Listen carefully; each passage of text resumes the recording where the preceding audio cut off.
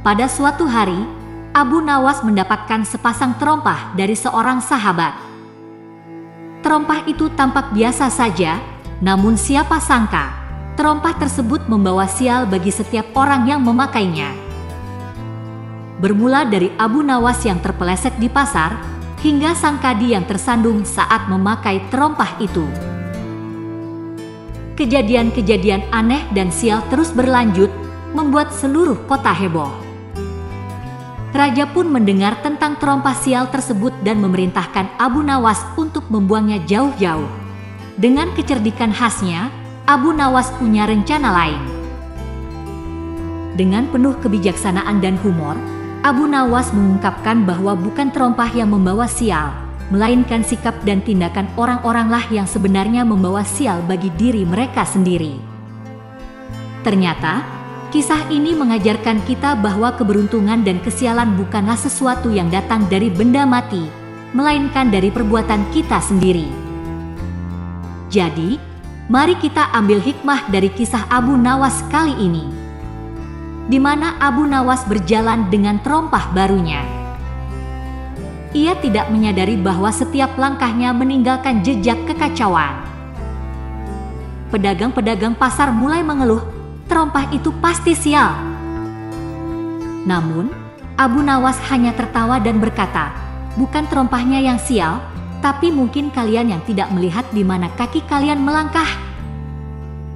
Di istana, sang raja yang penasaran meminta terompah itu untuk dicoba. Tidak lama kemudian, ia tersandung dan jatuh. Raja pun marah dan memerintahkan Abu Nawas untuk membuang terompah tersebut ke laut. Abu Nawas menurut, namun dengan senyum misterius. Di tepi laut, Abu Nawas berpura-pura akan membuang terompah itu. Namun, ia malah memberikan terompah tersebut kepada seorang nelayan yang sedang bersedih karena sering gagal melaut. Cobalah terompah ini, siapa tahu keberuntunganmu akan berubah, kata Abu Nawas. Dan benar saja, nelayan itu kembali dengan hasil tangkapan yang melimpah. Kembali ke istana, Abu Nawas menjelaskan kepada raja bahwa terompah itu bukanlah pembawa sial. Kebahagiaan dan kesialan datang dari usaha dan niat kita sendiri, ujar Abu Nawas. Raja pun tersenyum dan mengakui kebijaksanaan Abu Nawas. Demikianlah kisah Abu Nawas yang mengajarkan kita untuk tidak mudah percaya pada tahayul dan selalu berusaha dengan niat yang baik. Setelah kejadian di tepi laut, kita melihat Abu Nawas di rumahnya, duduk sambil menikmati secangkir teh. Ia tersenyum, memikirkan bagaimana terompah itu telah mengubah nasib nelayan yang tadinya murung menjadi gembira. Seorang tetangga mendatangi Abu Nawas, penasaran dengan kisah terompah tersebut. Abu Nawas, apakah benar terompah itu membawa keberuntungan? Abu Nawas menjawab, tidak ada benda yang bisa membawa sial atau berkah. Semua tergantung pada niat dan usaha kita. Kemudian, Abu Nawas berjalan menuju kedai kopi, di mana ia bertemu dengan beberapa orang yang masih membicarakan terompah sial itu. Dengan bijak, Abu Nawas mengajak mereka untuk berpikir positif dan tidak menyalahkan benda tak bernyawa atas kesialan yang menimpa. Di akhir hari, Abu Nawas duduk di bawah langit malam yang berbintang, merenung. Ia berpikir tentang bagaimana kepercayaan dan sikap seseorang dapat mempengaruhi hidupnya lebih dari apapun di dunia ini. Dan begitulah, kisah Abu Nawas dan terompah pembawa sial berakhir dengan pelajaran yang berharga. Kita diajak untuk introspeksi diri dan memahami bahwa keberuntungan sejati datang dari dalam diri kita sendiri. Keesokan harinya, Abu Nawas diundang ke majelis ilmu untuk berbicara tentang keberuntungan dan kesialan. Para hadirin dengan antusias mendengarkan Abu Nawas yang dikenal bijak dan penuh humor. Di majelis, para ulama bertanya kepada Abu Nawas, bagaimana mungkin terompah bisa membawa keberuntungan kepada nelayan. Abu Nawas tersenyum dan menjawab, bukan terompahnya yang berkah, tetapi kepercayaan nelayan itu pada usahanya sendiri yang membawa hasil yang baik. Abu Nawas kemudian berjalan menyusuri sungai, memperhatikan aliran air yang tenang. Ia berpikir tentang bagaimana kehidupan seringkali seperti sungai, ada kalanya tenang dan ada kalanya penuh arus yang deras. Sambil duduk di tepi sungai, Abu Nawas merenung, sesungguhnya manusia seringkali mencari alasan di luar dirinya saat menghadapi kesulitan, padahal jawabannya ada pada diri sendiri. Kisah Abu Nawas mengajarkan kita untuk selalu introspeksi dan berusaha dengan niat yang tulus.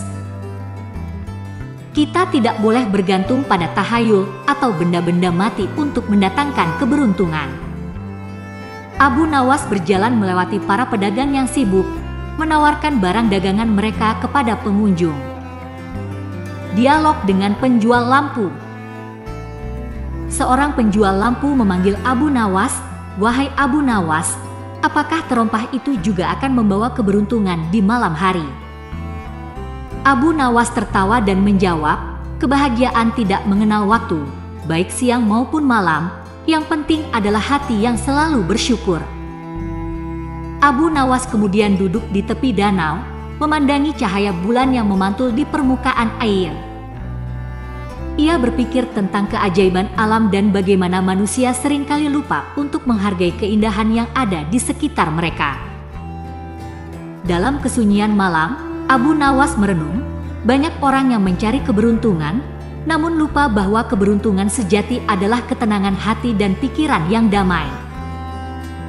Dan begitulah, Abu Nawas mengajarkan kita untuk selalu mencari kebahagiaan dalam hal-hal sederhana. Kita diajak untuk tidak terlalu sibuk mencari keberuntungan hingga lupa untuk menikmati momen-momen kecil yang berharga.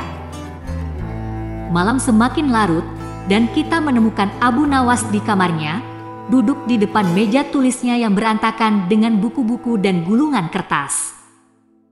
Cahaya lampu minyak menambah kehangatan ruangan. Abu Nawas berbicara sendiri, terompah itu telah mengajarkan banyak hal kepada kita.